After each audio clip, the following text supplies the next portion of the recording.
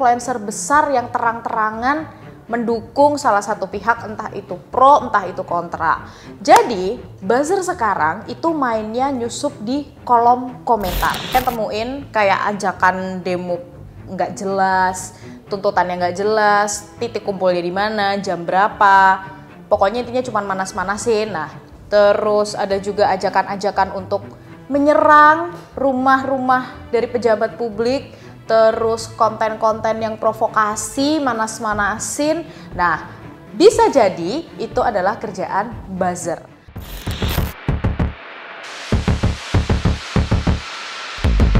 Hai, aku Pelpi, selamat datang di Telusur Kasus Uncut. Kalau di minggu lalu kita udah bahas tentang penjarahan rumah-rumah dari pejabat publik, ini kita masih ngomongin soal demonstrasi di akhir Agustus ya. Nah, episode kali ini kita bakal ngomongin tentang buzzer. Nah, buzzer, siapa sih yang nggak tahu soal buzzer? Kalau buzzer, apalagi di akhir Agustus kemarin waktu lagi masa-masa demo tuh banyak banget di sosial media, pasti kalian temuin kayak ajakan demo nggak jelas, tuntutannya nggak jelas, titik kumpulnya di mana, jam berapa. Pokoknya intinya cuma manas-manasin. Nah, terus ada juga ajakan-ajakan untuk menyerang rumah-rumah dari pejabat publik, terus konten-konten yang provokasi, manas-manasin. Nah, bisa jadi itu adalah kerjaan buzzer. Jadi kalau kita ngomongin soal buzzer, ternyata ada nih perbedaan buzzer antara demo kemarin dan demo-demo sebelumnya. Kita ambil contoh misalnya demo Omnibus Law beberapa tahun yang lalu ya.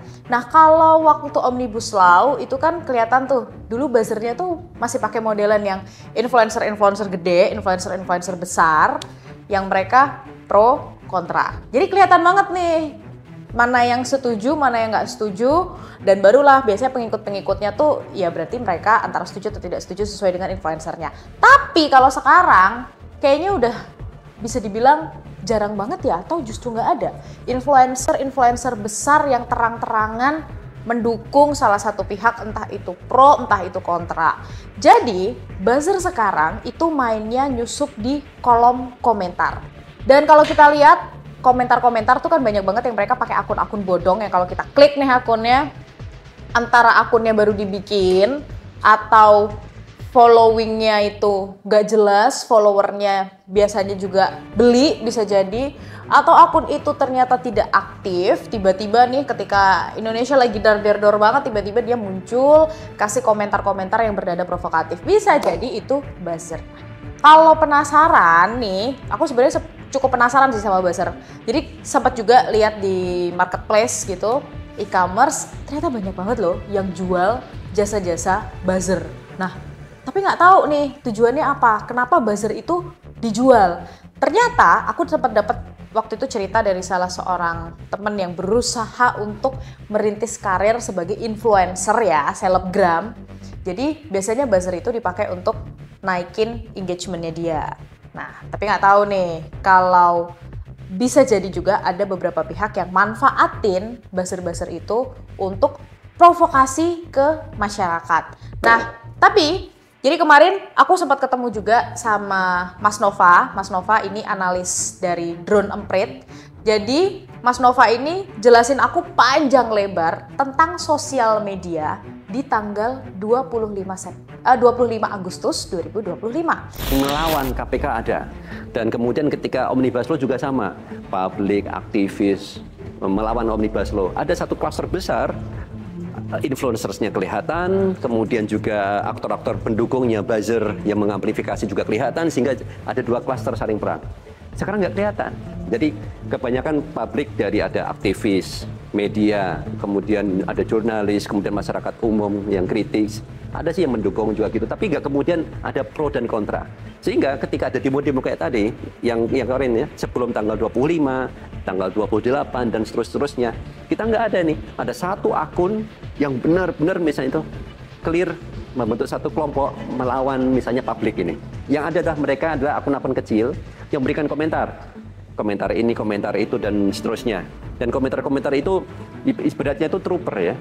Mereka memberikan followernya nggak banyak, meramaikan saja, dan biasanya publik itu kan ngelihat ketika ada sebuah postingan, hal berikutnya yang menarik adalah komentar. Kenapa tanggal 25? Karena kalau dilihat dari selama sekitar 1 minggu tuh demo rame banget, ternyata di tanggal 25 itu tuh sosmed tuh, waduh gila, itu rame banget ngomongin tentang demo, bubarkan DPR, dan lain-lain. Nah, kita lihat nih. Aku dikasih lihat analisisnya ya. Dan ini aku sudah dapat izin untuk aku share ke kalian. Jadi kalau kita lihat ternyata di tanggal 25 Agustus itu tuh ada lebih dari 29.000 mention dan ada lebih dari 356 juta interaksi yang membahas tentang demo. Paling banyak di TikTok, jelas. TikTok, Twitter, YouTube, Instagram nggak terlalu, tapi paling banyak memang di TikTok. Terus kalau kita lihat lagi tren percakapannya itu ternyata sebenarnya ngomongin soal demo-demo ini tuh udah naik dari tanggal 18 Agustus nih. 18 Agustus dia naik paling tinggi di tanggal 25, terus 26 nih dia mulai turun lagi. Nah ini kebanyakan mereka itu kan mulai ajakan untuk demo, terus agenda-agendanya, kecaman-kecaman terhadap anggota DPR dan lain-lain. Terus kita lihat lagi nih, analis sentimennya. Jadi di tanggal 25 Agustus itu, kalau di media sosial, ternyata 67%-nya masih positif. Nah, apa yang dimaksud positif? Positif ini bukan bahasan-bahasan yang provokasi. Misalnya, kayak DPR itu nggak sensitif ya sama kondisi rakyat, terus anggota DPR yang korupsi, terus pembubaran DPR untuk menghemat anggaran negara, terus pembubaran DPR ternyata pernah dilakukan dan lain-lain. Sementara sisanya sekitar 25% ini sentimennya negatif, berarti ini ya nada-nadanya agak-agak provokatif lah, kayak agenda sama inisiator demonya nggak jelas, terus bubarkan DPR untuk menguntungkan eksekutif, bahkan ada juga yang bilang soal tunggang menunggangi aksi demo ini. Nah, kalau dilihat dari emosinya di tanggal 25 ternyata netizen ini sebagian besar marah. Iya nggak sih? Pasti nggak sih? Marah. Terus setelah itu baru nih ada perasaan sedih, ada perasaan takut. Itu ternyata bisa dianalisis loh dari tweet-tweet atau mungkin dari kicauan-kicauan kita yang kita ketik nih, terus kita kirim di tanggal 25 itu. Apa top isunya? Ada 6 top isu yang dibahas di sosial media selama tanggal 25. Yang pertama, kenaikan gaji dan tunjangan DPR. Jadi rencana yang kenaikan itu. Terus seruan bubarkan DPR. Terus dugaan korupsi dan tuntutan hukuman berat. Yang keempat, ada kerusuhan dan bentrokan dengan aparat. Yang kelima, keterlibatan berbagai kelompok dan gangguan transportasi publik. Yang keenam, ada simbolisme demonstran dan respon dari tokoh DPR RI. Jadi ini sebenarnya menarik sih analisis ini, karena di analisis ini tuh kita bisa ngelihat banyak banget. Di tanggal 25 tuh apakah iya banyak buzzer? Dan ternyata hasil analis dari Drone Emprit, iya. Jadi banyak akun-akun, aku juga sempat ditunjukin, ada akun-akun yang saya nggak bisa kita share. Akun ini tuh di sekitar tanggal 18 sampai 20 Agustus, dia itu udah rame ngomongin tentang bubarkan DPR, terus ngajak soal demo dan lain-lain, tapi demonya itu di tanggal 25. Padahal di tanggal 25 itu kan awalnya sebenarnya belum ada tuh.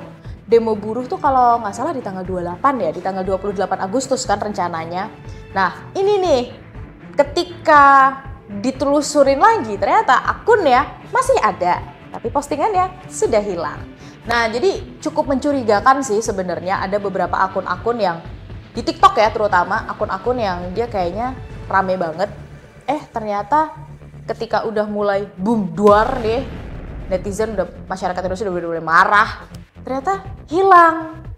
Kalau nggak postingannya hilang, akunnya hilang. Nah, buzzer-buzzer ini selain berusaha untuk hanya memantik, mereka main di komentar-komentar. Postingan orang asing tuh di komen nih, ayo kita serang aja rumah pejabat A, kita bakar-bakar rumah pejabat B. Nah, orang-orang yang mereka kan udah emosi ya. Masyarakat Indonesia waktu itu kan lagi posisi lagi marah-marahnya ya. Ketika lagi marah, dipantik. Udah deh, boom, duar. Akhirnya rusuh. Akhirnya banyak yang ke trigger untuk ikut-ikutan menjarah. Tapi sebenarnya yang rusuh, yang menjarah itu sebenarnya bukan para demonstran ya, bukan mahasiswa, bukan buruh yang memang mereka sudah mau aksi damai. Karena kalau kita lihat begitu masuk ke bulan September, akhir-akhir ini memang masih banyak demo kan, terutama di depan kantor DPR RI.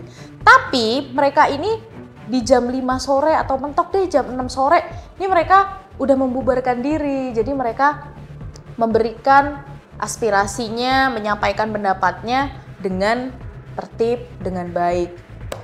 Nah, tapi ternyata ada beberapa orang yang bahkan sudah ditangkap sama pihak kepolisian yang katanya mereka ini memprovokasi di sosial media. Nah, tapi sampai sekarang memang untuk proses pemeriksaan ini masih terus berlanjut. Apakah memang benar-benar mereka ini memprovokasi di sosial media atau enggak? Karena ada beberapa konten-konten yang katanya jadi bukti, ya pastinya ini disanggah ya sama pihak mereka. Bahwa mereka bilang itu sebenarnya cuma infografis, cuma ngasih informasi aja, bukan sebagai ajakan untuk memprovokasi untuk bikin rusuh saat demo. Nah, kalau menurut kamu pasti tahu dong siapa yang aku maksud. Kalau menurut kamu, mereka-mereka ini kira-kira memang menimbulkan provokasi nggak sih di sosmed? Coba dong komen di bawah.